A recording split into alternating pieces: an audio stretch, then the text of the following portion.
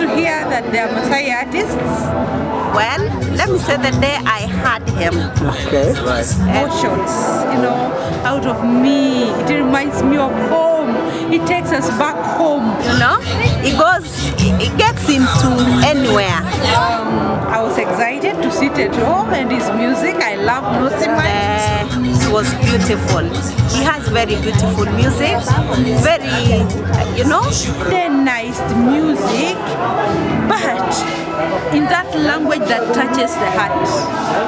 So I think I'm lucky that I understand what he's saying. You know, and nowadays we miss that very natural environment back home. You know, that goes with everything.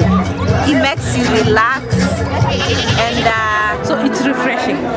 He's a good musician. Listen to Teto's music. Wish him all the best. Teto will go places.